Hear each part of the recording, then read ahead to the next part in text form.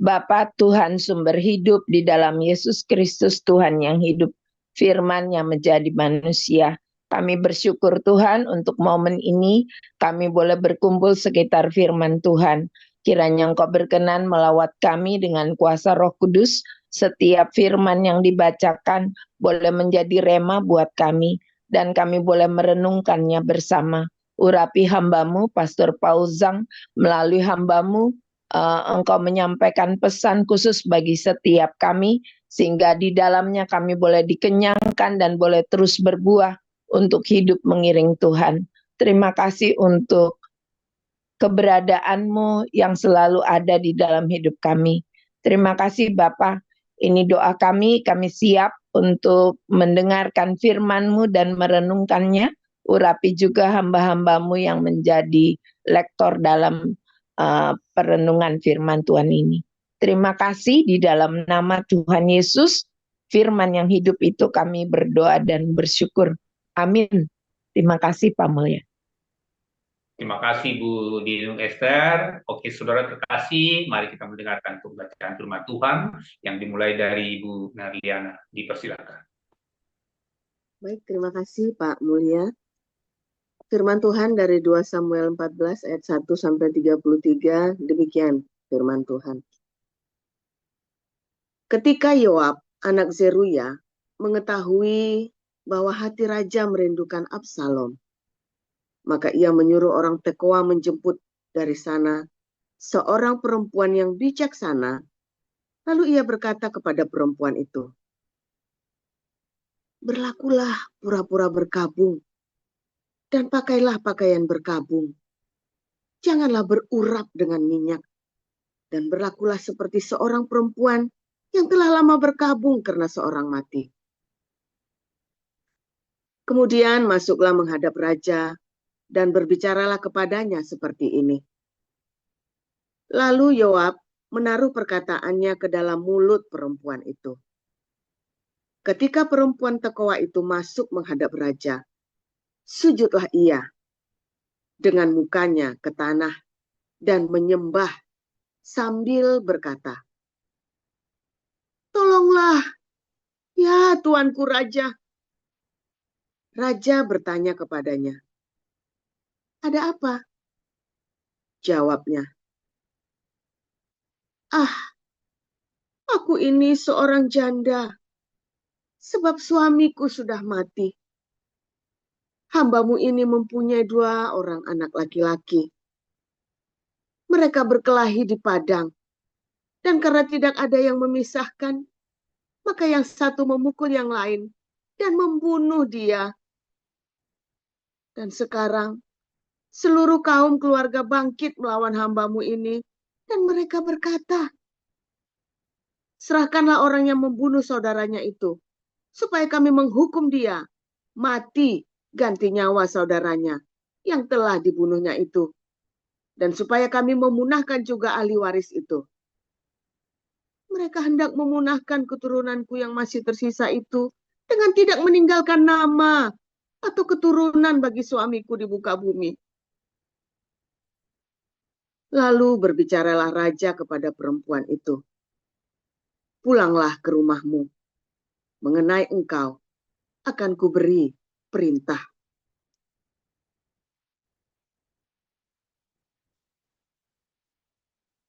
Perempuan Tekoa itu berkata kepada raja, "Aku dan keluargaku akan menanggung kesalahan itu.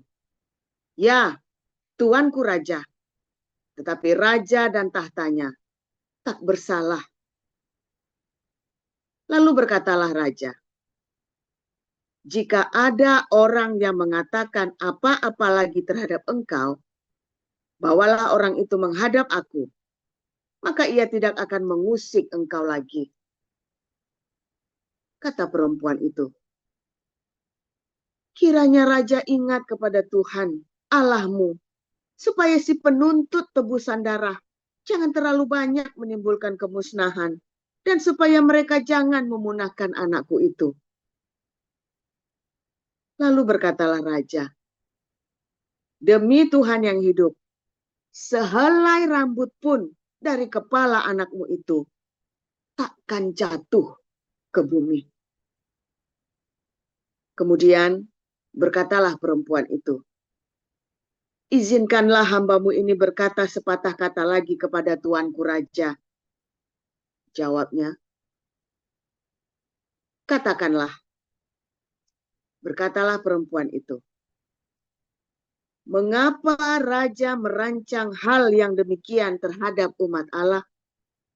Oleh karena tuanku mengucapkan perkataan ini, maka tuanku sendirilah yang bersalah dengan tidak mengizinkan pulang orang yang telah dibuangnya. Sebab kita pasti mati. Kita seperti air yang tercurah ke bumi yang tidak terkumpulkan. Tetapi Allah tidak mengambil nyawa orang, melainkan Ia merancang supaya seorang yang terbuang jangan tinggal terbuang daripadanya. Maka sekarang aku datang mengatakan perkataan ini kepada tuanku raja, karena orang banyak itu telah menakut-nakuti aku. Sebab itu pikir hambamu ini, baiklah, aku berbicara dahulu dengan raja, mungkin raja mengabulkan permohonan hambanya ini. Sebab raja akan mendengarkan aku dan akan melepaskan hambanya ini dari tangan orang yang hendak memunahkan aku dan anakku bersama-sama dari milik pusaka Allah. Juga hambamu ini berpikir, perkataan tuanku raja tentulah akan menenangkan hati. Sebab seperti malaikat Allah, demikianlah tuanku raja yang dapat membeda-bedakan apa yang baik dan jahat. Dan Tuhan Allahmu kiranya menyertai tuanku. Lalu raja menjawab, katanya kepada perempuan itu, baiklah, jangan sembunyikan kepadaku apa yang hendak kutanyakan kepadamu. Kata perempuan itu, berkatalah kiranya tuanku raja. Kemudian bertanyalah raja, adakah Yoab campur tangan dengan engkau dalam semuanya ini? Perempuan itu menjawab, demi hidupmu tuanku raja, tidaklah mungkin untuk menyimpang ke kanan atau ke kiri dari segala yang tuanku raja katakan. Sesungguhnya hambamu Yoab yang memerintahkan daku, dialah yang menaruh ke dalam mulut hambamu segala perkataan ini. Dengan maksud untuk mengubah rupa perkara itu, maka hambamu Yoab melakukan perkara ini. Tetapi tuanku bijaksana, sama seperti malaikat Allah, sehingga mengetahui semua yang terjadi di bumi. Sesudah itu berkatalah raja kepada Yoab, baik, kukabulkan permohonan ini. Pergilah, bawalah kembali orang muda Absalom itu. Lalu sujudlah Yoab dengan mukanya ke tanah dan menyembah sambil memohon berkat bagi raja. Dan Yoab berkata, pada hari ini hambamu mengetahui bahwa tuanku raja suka kepada hamba, karena tuanku telah mengabulkan permohonan hambamu ini. Lalu bangunlah Yoab. Ia pergi ke Gesur dan membawa Absalom ke Yerusalem. Tetapi berkatalah raja, ia harus pergi ke rumahnya sendiri. Jangan ia datang ke hadapanku. Jadi, pergilah Absalom ke rumahnya sendiri dan tidak datang ke hadapan raja. Di seluruh Israel, tidak ada yang begitu banyak dipuji kecantikannya seperti Absalom. Dari telapak kakinya sampai ujung kepalanya, tidak ada cacat padanya. Apabila ia mencukur rambutnya pada akhir tiap-tiap tahun, ia mencukurnya karena menjadi terlalu berat baginya. Maka ditimbangnya rambutnya itu, 200 shikal beratnya, menurut batu timbangan raja. Bagi Absalom, lahir 3 orang anak laki-laki dan seorang anak perempuan yang bernama Tamar. Ia seorang perempuan yang cantik. Setelah Absalom diam di Yerusalem genap 2 tahun lamanya dengan tidak datang ke hadapan raja, maka Absalom menyuruh memanggil Yoab untuk diutus kepada raja. Tetapi ia tidak mau datang kepadanya. Kemudian disuruhnya memanggil dia lagi untuk kedua kalinya. Tetapi ia tidak mau datang. Lalu berkatalah ia kepada hambanya, "Lihat, ladang Yoab ada di sisi ladangku dan di sana ada jelainya. Pergilah, bakarlah itu." Maka hamba-hamba Absalom membakar ladang itu. Lalu Yoab pergi mendapatkan Absalom ke rumahnya dan bertanya kepadanya, "Mengapa hamba-hambamu membakar ladang kepunyaanku itu?" Jawab Absalom kepada Yoab, "Ya, aku telah menyuruh orang kepadamu mengatakan, datanglah kemari, supaya aku mengutus engkau kepada raja untuk mengatakan, apa gunanya aku datang dari Gesur? Lebih baik aku masih tinggal di sana. Maka sekarang, aku mau datang ke hadapan raja. Jika aku bersalah, biarlah ia menghukum aku mati." Kemudian masuklah Yoab menghadap raja dan memberitahukan hal itu kepadanya. Raja memanggil Absalom, dan ia masuk menghadap raja, lalu sujud ke hadapan raja dengan mukanya ke tanah. Lalu raja mencium Absalom. Demikian. Terima kasih Ibu Nerliana. Lektor berikutnya adalah Ibu Efrata untuk menggantikan Ibu Lasma Manduru karena ada terkendala sedikit, lalu dilanjutkan oleh Ibu Efrata. Dipersilakan Ibu Efrata untuk langsung baca kitabnya. Iya Pak, kita akan baca firman Tuhan dari Yohanes 6 ayat 1 sampai 35. Sesudah itu, Yesus berangkat ke seberang danau Galilea, yaitu danau Tiberias. Orang banyak berbondong-bondong mengikuti dia, karena mereka melihat mujizat-mujizat penyembuhan yang diadakannya terhadap orang-orang sakit. Dan Yesus naik ke atas gunung dan duduk di situ dengan murid-muridnya. Dan Paskah, hari raya orang Yahudi, sudah dekat. Ketika Yesus memandang sekelilingnya dan melihat bahwa orang banyak berbondong-bondong datang kepadanya, berkatalah ia kepada Filipus, "Di manakah kita akan membeli roti supaya mereka ini dapat makan?" Hal itu dikatakannya untuk mencobai dia, sebab ia sendiri tahu apa yang hendak dilakukannya. Jawab Filipus kepadanya, "Roti seharga 200 dinar tidak akan cukup untuk mereka ini, sekalipun masing-masing mendapat sepotong kecil saja." Seorang dari murid-muridnya, yaitu Andreas, saudara Simon Petrus, berkata kepadanya, "Di sini ada seorang anak yang mempunyai 5 roti jelai dan 2 ikan. Tetapi apakah artinya itu untuk orang sebanyak ini?" Kata Yesus, "Suruhlah orang-orang itu duduk. Adapun di tempat itu banyak rumput, maka duduklah orang-orang itu. Kira-kira 5.000 laki-laki banyaknya." Lalu Yesus mengambil roti itu, mengucap syukur dan membagi-bagikannya kepada yang duduk di situ. Demikian juga dibuatnya dengan ikan-ikan itu, sebanyak yang mereka kehendaki.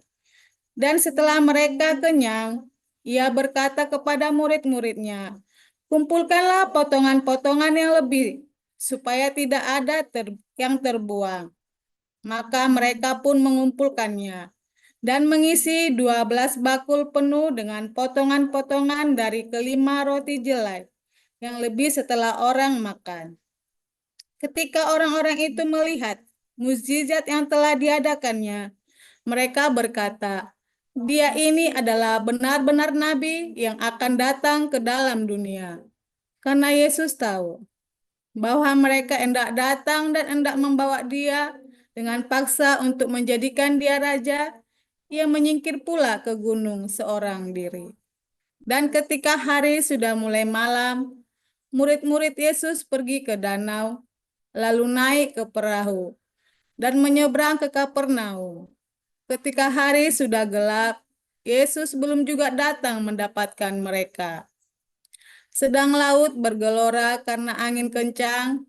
Sesudah mereka mendayung, kira-kira 2-3 mil jauhnya, mereka melihat Yesus berjalan di atas air mendekati perahu itu. Maka ketakutanlah mereka. Tetapi ia berkata kepada mereka, "Aku ini, jangan takut." Mereka mau menaikkan dia ke dalam perahu. Dan seketika juga perahu itu sampai ke pantai yang mereka tujui. Pada keesokan harinya orang banyak yang masih tinggal di seberang melihat bahwa di situ tidak ada perahu selain daripada yang satu tadi, dan bahwa Yesus tidak turut naik ke perahu itu bersama-sama dengan murid-muridnya, dan bahwa murid-muridnya saja yang berangkat.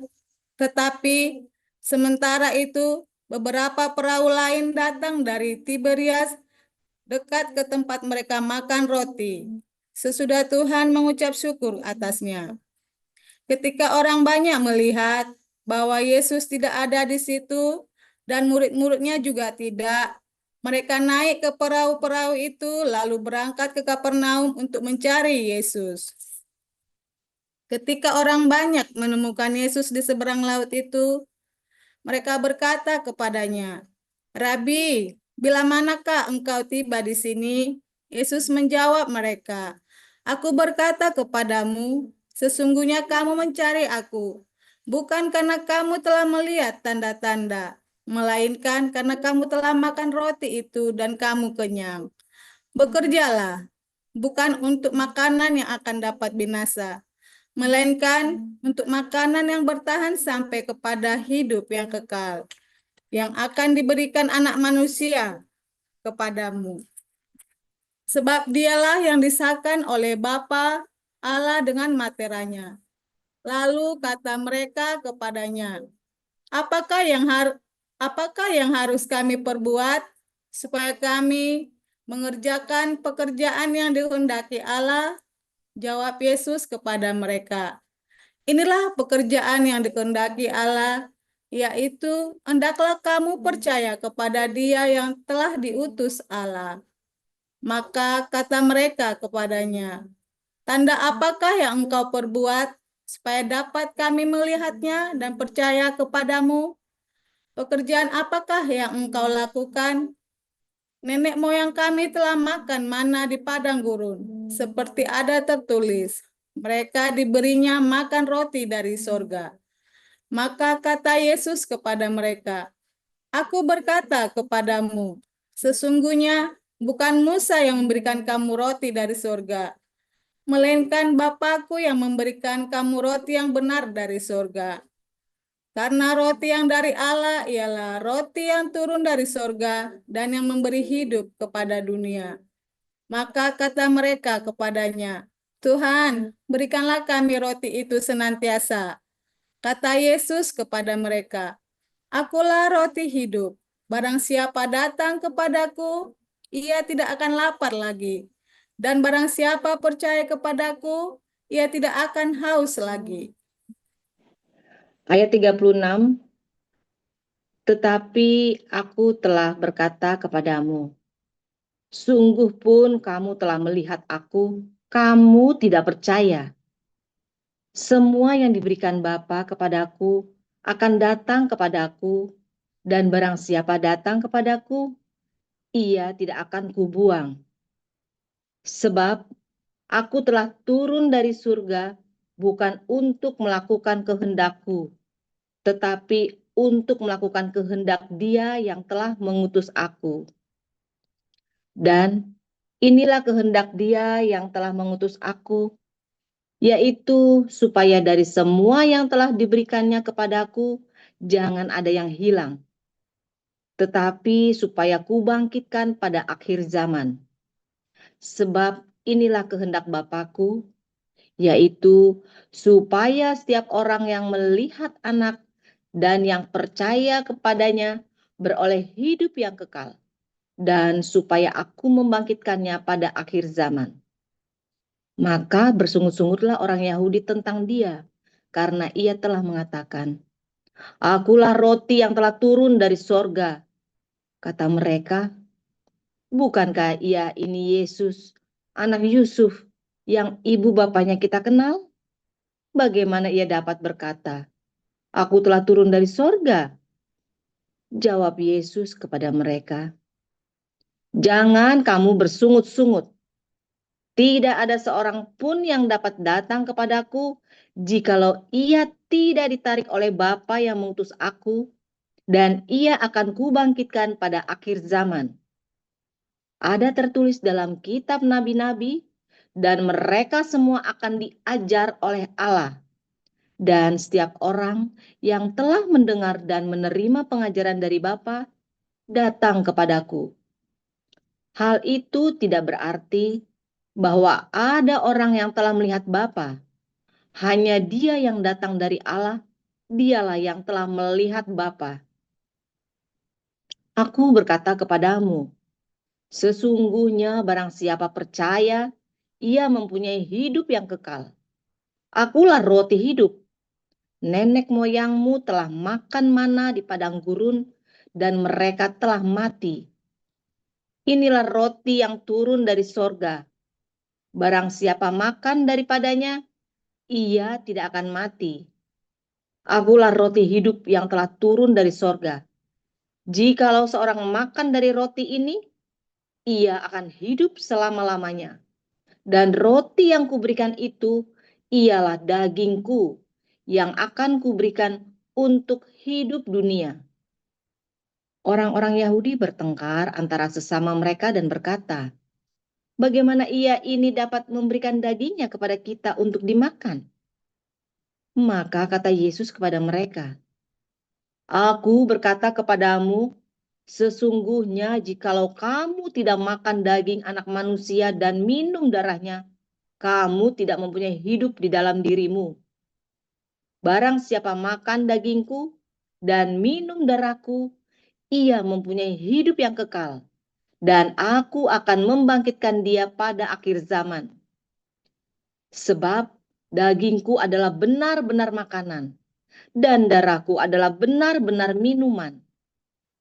Barang siapa makan dagingku dan minum darahku, ia tinggal di dalam aku dan aku di dalam dia. Sama seperti Bapa yang hidup mengutus aku dan aku hidup oleh Bapa, demikian juga barang siapa yang memakan aku akan hidup oleh aku. Inilah roti yang telah turun dari sorga, bukan roti seperti yang dimakan nenek moyangmu, dan mereka telah mati. Barang siapa makan roti ini, ia akan hidup selama-lamanya." Semuanya ini dikatakan Yesus di Kapernaum ketika ia mengajar di rumah ibadat. Sesudah mendengar semuanya itu, banyak dari murid-murid Yesus yang berkata, "Perkataan ini keras. Siapakah yang sanggup mendengarkannya?" Yesus yang di dalam hatinya tahu bahwa murid-muridnya bersungut-sungut tentang hal itu, berkata kepada mereka, "Adakah perkataan itu menggoncangkan imanmu? Dan bagaimanakah jikalau kamu melihat Anak Manusia naik ke tempat di mana ia sebelumnya berada? Rohlah yang memberi hidup. Daging sama sekali tidak berguna. Perkataan-perkataan yang kukatakan kepadamu adalah roh dan hidup. Tetapi di antaramu ada yang tidak percaya." Sebab Yesus tahu dari semula siapa yang tidak percaya dan siapa yang akan menyerahkan dia. Lalu ia berkata, Sebab itu telah kukatakan kepadamu, tidak ada seorang pun dapat datang kepadaku kalau Bapa tidak mengaruniakannya kepadanya. Mulai dari waktu itu, banyak murid-muridnya mengundurkan diri dan tidak lagi mengikut dia.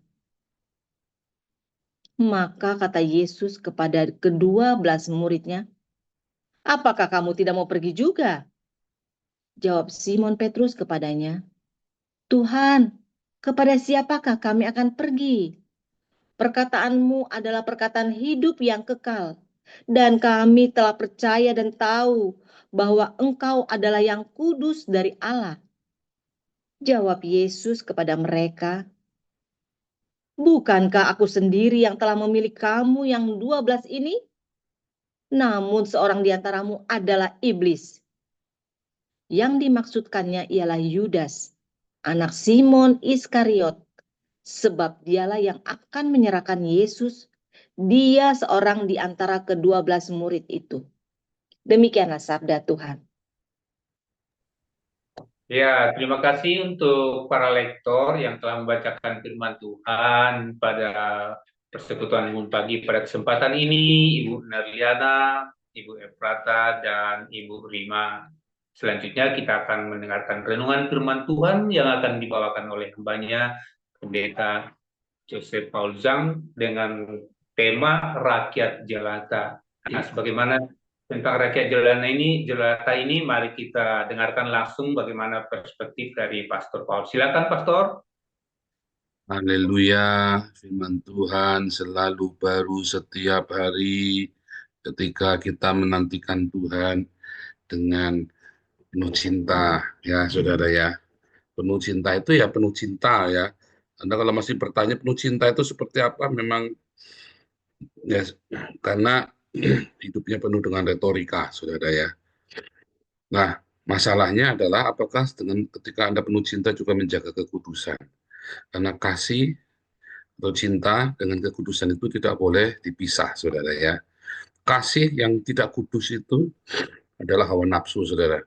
Ya, kekudusan tanpa cinta adalah penghakiman. Ya, jadi cintamu itu harus dengan kekudusan, kekudusanmu itu harus dengan cinta. Nggak boleh salah satu ditiadakan.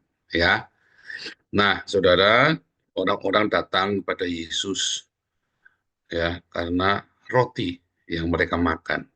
Ya, banyak orang datang dan pergi karena motif, ya saudara ya. Ada motif-motif yang tidak pas. Saya tidak berkata motifnya salah, ya nggak salah. Orang datang mau makan masa salah, saudara. Orang diundang makan kok, ya kan? Sama saja orang datang kemari kita tawarkan beasiswa, sembako, tawarkan segala macam. Orang datang minta itu, ya nggak salah, saudara ya. Yang salah kalau melanggar SOP, ya.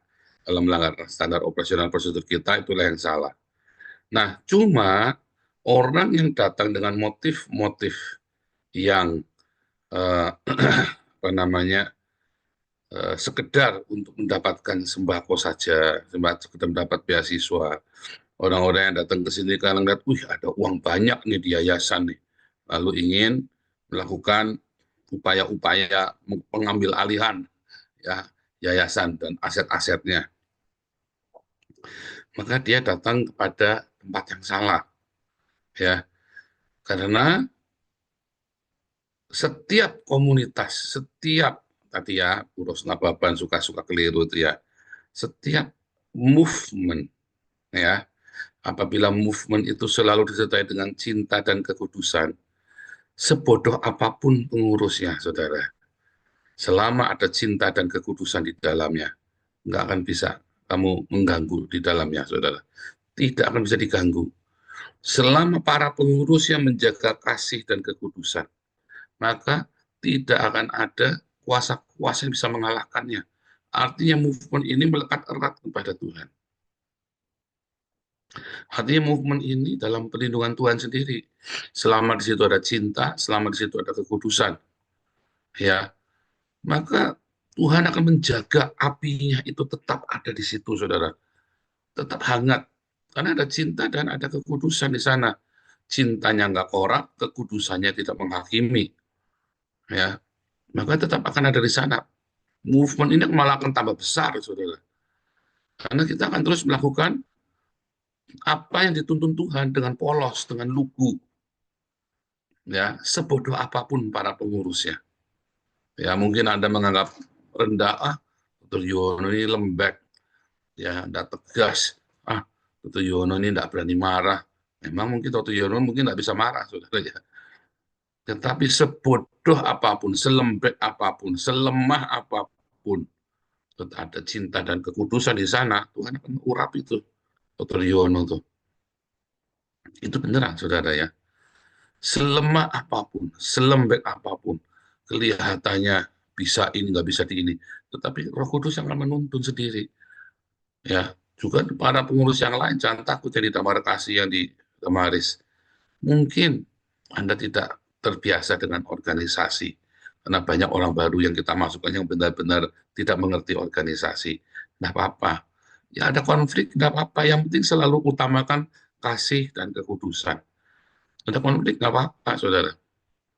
Jalan. Tapi karena kita memang sengaja cari orang-orang yang lebih, ya, yang lebih lembut orangnya, yang lebih asertif, ya, yang mudah-mudahan ini keputusan yang baik, ya, saudara. Karena kita perlu melakukan reformasi, ya. Di awal kita harus orang-orang yang militan, orang-orang yang keras-keras, ya. Karena kalau enggak kita dihajar. Jadi kita nggak bisa menyalahkan Bu Mantu, kita tidak bisa menyalahkan Bu Yanti yang keras, kita nggak bisa menyalahkan dulu, ya, ada Pak Santi Ahmad, ada Pak Putih, keras semua, ya, benturan ya jedernya keras sekali kita, saudara, ya. Kita tidak bisa menyalahkan, karena memang di awal kita butuh orang-orang yang keras-keras seperti itu, saudara. Ya, nah tetapi sudah berjalan, ya, komunitas kita sudah makin besar dan keuangannya sudah makin stabil. Maka kita harus cari orang yang lemah lembut untuk mengembalakan. Supaya setiap orang yang datang itu jangan merasa dihakimi. Setiap orang yang datang itu jangan merasa dituduh, aku maling. Ya, sekalipun salah. Sekalipun memang salah atau niat memang memaling, saudara. Walaupun memang niat memaling, ya, ada, jangan ngomong nggak ada. Tapi jangan kita nuduh. Pokoknya SOP saja, ya. Kalau nggak sesuai SOP, jangan. Tanpa harus marah-marah, kan. Kalau dulu kan Anda, wah, begitu nggak SOP dikit, wah, pemaling. Langsung begitu, ya, saudara. Juga banyak yang sakit hati. Ya, jadinya sakit hati jadinya, ya. Tapi memang untuk pertama kita harus orang yang keras-keras begitu. Kalau nggak bubar komunitasnya dari awal, udah lama bubar. Makanya kita perlu melakukan reformasi, ya. Supaya orang-orang yang keras-keras ini diganti, ya, dengan orang-orang yang lebih lembut. Ya, saudara, ya, ini Bu Liani ini kita lengserkan, bukan karena dia jahat, saudara, bukan. Tapi Bu Liani ini menjawab pertanyaan-pertanyaan orang, ada yang nanya ke saya. Karena kita tadinya tidak mau menggeser Bu Liani, tetapi melihat memang keluhan-keluhan orang semua, akhirnya bentrokan dengan Bu Liani, udah sekalian aja kita ganti. Ya, supaya kita cari yang lembut, kita cari yang bendahara yang kayak Bu Elia Esther, ya, yang kan lembut pun dia terikat dengan struktur, saudara. Jadi nggak bisa. Bu Elia sekalipun kelihatannya baik, Bu Elia Esther bisa diakalin, bisa kandalin, ya tetap nggak bisa. Kelihatannya murah senyum, ya, Bu Elia Esther ini ya banyak senyum, kelihatannya halus, ya. Tapi nggak bisa juga, karena Bu Elia Esther hanya menjalankan struktur saja, saudara. Ya, bahkan ya selemah apapun semua terikat, semua saling terikat di dalam sistem. Ya, jadi kita semua rubah semua, ya, saudara, ya. Jadi untuk menjawab pertanyaan orang-orang supaya jangan berpikir macam-macam, ya. Nah, saudara, juga saudara saya selalu ingatkan kepada Anda semua, ya, saudara, ya. Motif ini datang dengan berbagai macam motif, ya. Dan kita tidak perlu menghakimi motif mereka. Yang perlu kita ingatkan, para pengkhotbah Embun Pagi selalu mengingatkan motif ini, saudara, waktu khotbah. Diingatkan hati yang tulus, selalu mau disempil. Setiap hari kita selalu cerita, ayo hatinya yang bersih datang sama Tuhan. Datang pagi ini walaupun memang Anda membutuhkan bantuan, ya, sembako dan segala macam. Tetapi jangan sia-siakan bangun jam 4, cuman melek nyalain bodo amat. Ya, bahkan kalau Anda ketiduran pun, kalau bisa setel ulangannya, saudara, siaran ulangnya setel, ya, siaran ulangnya disetel. Bahkan kalau Anda lagi namanya orang ya, namanya nggak selalu standby jam 4 pagi, Anda nggak selalu sehat ya, saudara ya. Sambil dengarkannya sambil ngantuk-ngantuk. Makanya kalau dengarkan doa pagi itu, ya, Anda jangan cuma duduk di tempat tidur. Kalau pasti tidur lagi. Anda nyalain Zoom, ya 3 rakaat itu ya, bangun, nyalain Zoom, ya, lalu tidur lagi, karena Zoom-nya mati sendiri. Dipanggil-panggil ya, dipanggil-panggil ini ya, Bu Ebrata, Bu Ebrata, Bu Ebrata.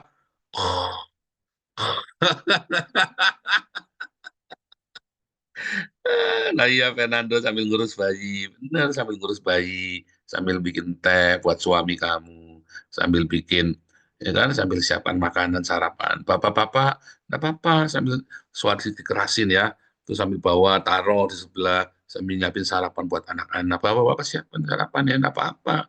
Kalau nggak pagi kamu sambil tiduran, ya dipanggil ya, panggil doa ini kan, Pak Ali Mulyo, Pak Ali Mulyo, doa.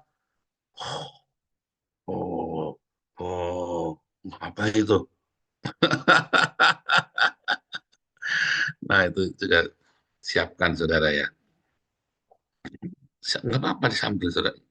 Jangan jadikan kayak ritual Anda kudu nongkrong doa begitu ya. Beda dengan saya itu ya, kalau lagi pun pagi itu saya sama setir mobil, sama saya tak dengerin, saudara. Siapa yang khotbah tak dengerin, saudara ya. Ya, di awal memang kacau balau, saudara. Di awal. Tapi, lah, ya namanya kan, apa ini kan tempat pelatihan juga. Tapi lama-lama saya dengar banyak yang bagus juga loh, saudara ya. Ya, banyak yang bagus juga. Makanya ya, saudara, kalau ada kopdar-kopdar kecil, kan kita bikin kopdar besar ya. Kopdar besar kita minta Pastor Daniel Alexander selalu kopdar besar. Tapi kalau ada kopdar kecil, persekutuan doa, ya, Anda bisa undang tuh ya. Atau Sumantri, ya, khotbah Broweli. Tapi kalau Broweli kan susah, aku bayarin tiketnya dari Australia, saudara, ngundang khotbah. Pak David pada udah bayarin tiketnya, saudara. Nah, tapi kalau pasti Indonesia ya, kalau Pak Broweli pasti Indonesia, ya kan, itu kan bagus-bagus, saudara ya. Dokter Ido, ya kan, bagus saudara sharingnya ya, dokter itu bagus, padahal termasuk baru di tempat kita ya, setahun lebih ya, tapi ikut semua kelas, ikut semua komplit ya. Bagus, saudara saya. Jadi Anda mulai ya, Pak Enardo juga simple ya, simple tapi tes tes tes gitu ya. Nah, itu kan harus Anda belajar ya, saudara, di sini belajar. Nah, tapi baik lagi, apapun motifnya, saudara ya, ini rakyat jelata begitu banyak. Ya, kita ini menanggung banyak orang di sini. Ya, hari ini saja 150 ya, tumben nih biasanya, oh mungkin karena hari Minggu ya, Senin pagi, biasanya 177, 180. Nah, belum lagi yang di YouTube ya. Di YouTube kita kadang-kadang, nah itu saudara ribuan kalau yang di YouTube ya.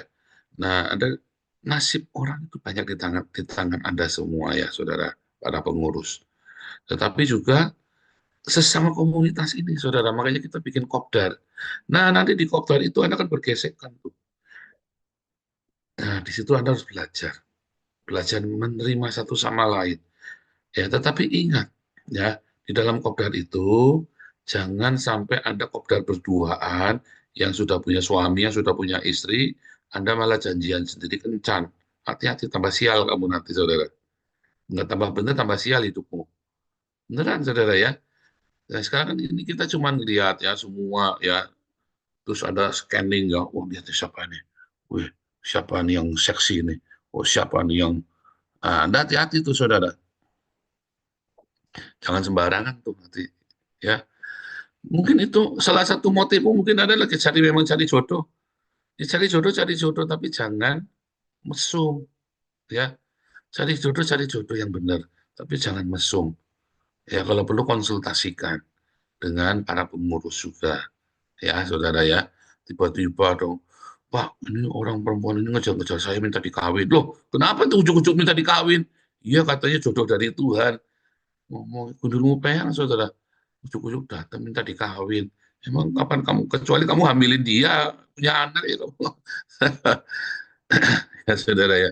Nah, itu kadang-kadang angel ya, saudara. Kita ngomongin, Ini kayak gini, nah itu tadi karena Anda ngomong dengerinnya sambil ngantuk kan soalnya kan. Ini dengerin ulang. Ya, saya nggak nyuruh Anda cari jodoh di sini, enggak ya. Misalnya, ini kan saya bilang misalnya, tapi bukan disuruh, bukan ya. Aduh, tapi walaupun nikmat cintanya tetap ya, cintanya tetap sejati Bu Ninuk ini. Aduh, udah mau tidak noleh sama yang lain. Tutup buku sudah. Hanya untuk Yesus saja kalau Bu Ninuk itu. Jangan coba-coba. Apapun motifmu di sini ada, saudara. Dari motif yang kamu mau jahat, dari motif yang keliru, tapi tidak masuk jahat, dari motif yang itu semua ada di sini. Jadi saudara ini jangan nggak usah menghakimi. Lu kamu dasar motifnya kamu udah baik sih ke sini, nggak usah. Yang kita tahu di sini komunitas. Dalam komunitas itu tadi ada yang mau cari jodoh, ada yang kesepian, ada yang iseng-iseng, ada yang pengen sembako, ada yang cuman mau sembakonya tapi nggak mau ikut sembayangnya, nggak percaya, ya nggak apa-apa pokoknya. Anda kudu masuk ke sini, kudu masuk ke SOM. Kalau Anda masuk SOM ya nggak dapet, kan gitu kan. Tapi ada juga yang motifnya agak baik. Aku ingin tahu itu komunitas apa. Bahkan ada yang lebih baik lagi, kalau bisa aku tak berkontribusi ikut nyumbang. Tapi kalau sudah nyumbang jangan ngatur-ngatur, saudara ya. Sok-sokan kamu nyumbang, ngatur-ngatur. Ya nyumbang, ngatur-ngatur, enggak apa-apa kalau nyumbangnya rada banyak, saudara. Cucuk, saudara ya. Kalau kamu nyumbangnya cuma 1.000, bukan apa-apa, bukan menghina. Anda nyumbangnya 1.000 perak, tapi kamu mau ngatur-ngatur, yang diatur capek, tahu nggak? Orang kita lagi ngatur sendiri aja lagi ribet. Ya, mentang-mentang, tapi saya ini udah apa, saya ini kan juga nyumbang. Iya, kamu ngasih isi usulan saja, tapi jangan ngeribetin gitu loh. Ya, banyak. Ya, itulah rakyat jelata, saudara. Itulah komunitas selalu ada di tempat kita. Ya, ada yang ngatur-ngatur ya di Belanda, padahal kita komunitas cuma 40 orang ya. Tapi ada satu yang seneng yang ngatur-ngatur ya, ribetnya minta ampun ya. Kalau kita sudah bicara, udah janjian, udah meeting, dia nggak ikut meeting, saudara ya. Begitu udah kurang 1 hari, tiba-tiba dia kasih usulan, harusnya begini, harusnya begitu, harusnya begono. Kitanya nggak melakukan, saudara, mutung. Aduh, ada lagi ya, ceritanya ada orang ini ya, aduh mungkin itu kompleks, saudara ya. Selalu ada yang aneh-aneh itu, jadi nggak usah marah. Cuman ketawa aja, aneh-aneh memang ya komunitas. Aneh-aneh, saudara. Rakyat jelata itu aneh-aneh. Ya, makanya dimulai dari pengurus, nggak usah marah. Memang begitu, ya. Saya selalu dulu ngomongin ya, cuma kebetulan memang pengurus lama itu memang orangnya keras-keras, ya, kayak ya, bedanya saya ini sudah keras tapi saya sudah mengerti, tapi yang ini kan keras karena prinsip, ya kan. Nah, itu sering saya ingatkan. Tetapi ya sudah cukup lama ya, ada rata-rata sudah 2 sampai 4 tahun menjabat, ya sudah berhenti dulu, gantiin apa-apa. Ya, saudara ya.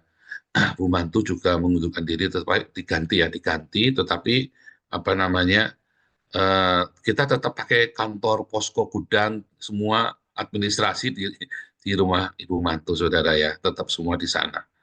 Ya, karena memang beliau niatnya memang melayani ya, jadi kita bisa pakai tetap. Semua supirnya kita pakai buat kirim-kirim. Ya tetap ya dari dulu juga pakai supirnya Bu Mantu, orang mobilnya Bu Mantu, semuanya ya. Ya memang begitu ya, karena kan Bu Mantu yang mendirikan yayasan ini ya, bersama dengan kita semua ya. Tapi salah satu pendiri yang paling pertama Bu Mantu dengan Pak Stephen, yang paling pertama awal ya. Nah itu begitu ya ceritanya ya, saudara. Jadi dalam komunitas itu selalu ada yang aneh-aneh. Ayo belajar saling menerima, jangan saling menghakimi ya. Tapi juga kita tegas sesuai dengan aturan yang berlaku. Itu kasih dengan kekudusan, ketegasan dengan penerimaan. Pokoknya tetap tegas. Kasih itu bukan lembek. Enggak ya, enggak. Sudah, stop. Tapi tanpa harus curiga, tanpa harus menuduh, tanpa harus marah. Ya, Tuhan Yesus memberkati.